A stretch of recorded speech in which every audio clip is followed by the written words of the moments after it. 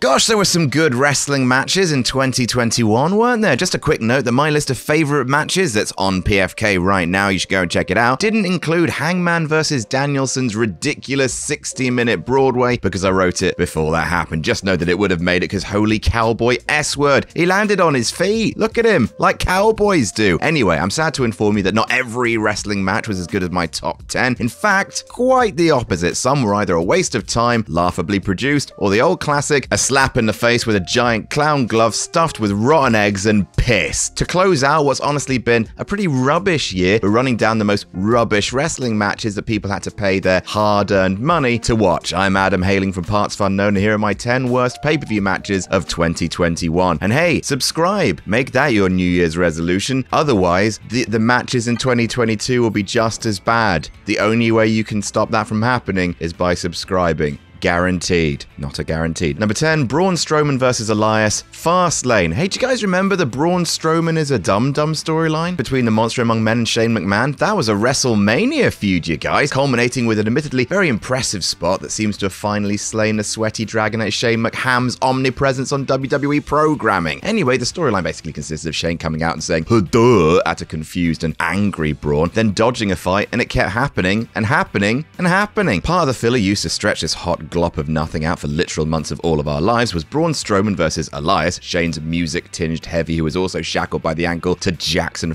Riker at the time. Elias, where have you gone? No one benefited from this 4 minutes of dreck, not Strowman, mired in an awful storyline, not Elias who got jobbed all the way out, and not Shane because he's sentient spam. Number 9, Doudrop versus Zelina Vega, Crown Jewel. WWE's legacy of bad things in the name of Saudi money continued apace with Crown Jewel, which was annoyingly, from a show quality perspective, pretty darn fine. Heartbreaking that, between the main, the opener, and the very good indeed women's triple threat, the show was a giant step up from past indignities. However, there was at least one stinker on the card, courtesy of Doudrop versus Zelina Vega to crown the first ever Queen's Crown, the Crown Queen of Crown Jewels in the Queen's Crown. Just call it Queen of the Ring, Jesus wept. Honestly, this match is partially on the list, not just because it was bad, and it was, with Doudrop randomly wrestling heel for no reason and with no build-up, but it's also here to talk about how bewilderingly bad the entire tournament was, with the matches given an insulting lack of ring time, both compared to the King of the Ring matches and matches in general. Bell to bell, totally every single match's runtime in the entire tournament added up came to 19 minutes and 24 seconds, an average of 2 minutes and 46 seconds per match. Bleak that in the year of our Lord 2021. Number 8, the pizza thing, Survivor Series.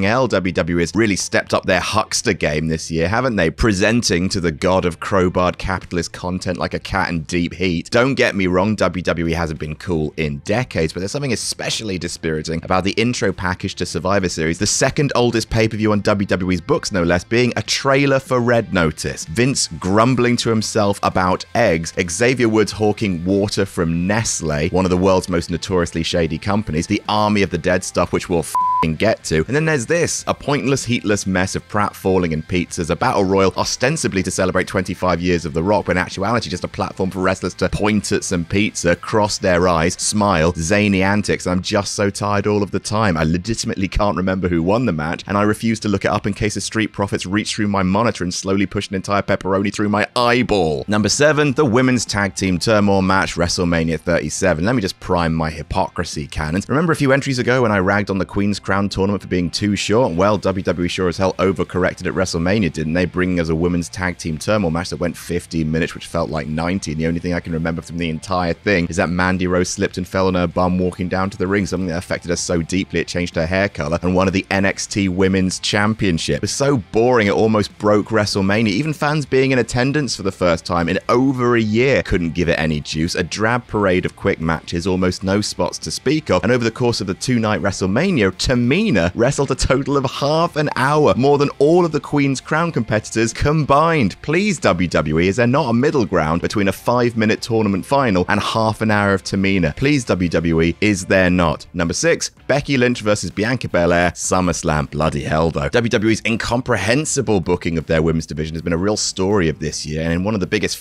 yous to their fans in recent memory, this happened at SummerSlam. Now, to be clear, the concept of having beloved anti-hero Becky Lynch returning, doubling down on the obnoxiousness that her character already had before she left to make a little rollinch, and turning heel right in the middle of a welcome home parade on one of the biggest shows of the year, that's a fun and interesting idea. And indeed, Big Time Bex has been great since they clarified it was a heel turn, but god damn did they not make that clear at SummerSlam itself. Becky Lynch returned, cheap-shotted Bianca Belair, and ended her unstoppable run post-WrestleMania in 26 seconds. WWE have handled the EST with care since then, but this felt like a huge slap in the face, making Bianca seem like a rookie for the sake of a brief pop. And there's legitimately no reason why this couldn't have been a full match with an actual narrative that clearly demonstrated Becky cheating to win, a potentially great story handled in the worst possible way. Number 5, the barbed wire exploding ring deathmatch revolution. Sorry guys, but I mean, yeah.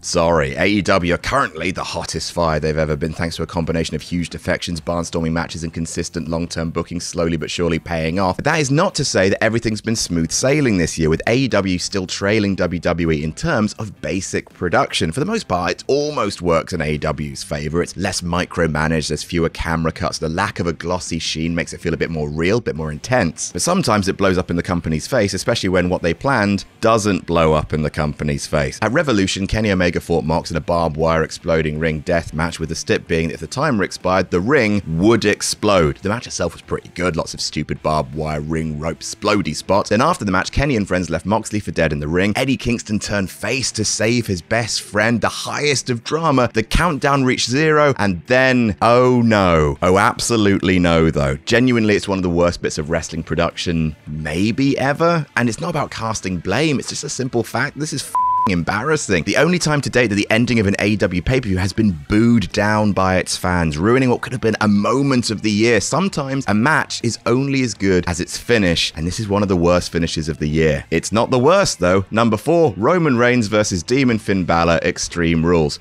Me purple. Talk about a great match that no one will ever remember because they're too busy pissing themselves laughing at one of the worst finishes since that Hell in a Cell match. A finish so monumentally embarrassing and character destroying that it might just have put an end to Demon Finn for good, old Yeller style. Much like the exploding ring match, the actual meat and potatoes of Reigns versus Balor was really good because both men are really good. Lots of big spots, crazy athleticism, and then there's this. Suddenly the lights go red, Finn starts flopping on the ground like a salmon with a cattle prod up its ass. Think hulking up, but if the thing hulking up is a Newcastle man on the floor of a train after passing out from 8 pints of Nuki Brown. The Duracell demon pops up, sets Roman up for a coup de grace when the top rope kayfabe breaks and the demon lands on his stupid face, eats a spear, main roster undefeated streak over. How'd you get something so wrong so hard? Number 3, Alexa Bliss versus Shayna Baszler, Hell in a Cell. Spoiler, the rest of this list is going to be WWE trying and failing to do spooky bullshit. You've been warned. Alexa Bliss has had a hell of a 2021, from her beloved pig Larry Steve passing away to having all of the internet's worst wrestling fans coming after her for air quotes stealing the Fiend's gimmick. If your reaction to WWE dropping the ball on the Fiend was to go after a performer just doing the job asked of her, have a long think as to whether or not wrestling might be too academic for you. Anyway, most of what WWE had Alexa doing this year was dreadful, the result of an 8-year-old being tasked with rewriting Beetlejuice in 20 minutes. The match with Randy at Fastlane, the match with Eva at SummerSlam, the winking doll, all of it a hodgepodge of hackneyed horror tropes, no actual substance, story, or game plan. The second worst of them all was this: Alexa versus one of the greatest and most legit NXT champions in history, Shayna Baszler. All of this sucked, from Shayna being scared of the fact that Alexa Bliss is famously double-jointed, to Reginald's oh no scary horseplay at ringside, to a laughably possession of Nia Jax, none of which, of course, played into the finish of the match in any way, shape, or form. Don't worry though, it does get worse. Number 2, The Fiend versus Randy Orton, WrestleMania 37. 1 year on from the Firefly Funhouse, this is what we get, this is what we deserve. After months of The Fiend stalking Randy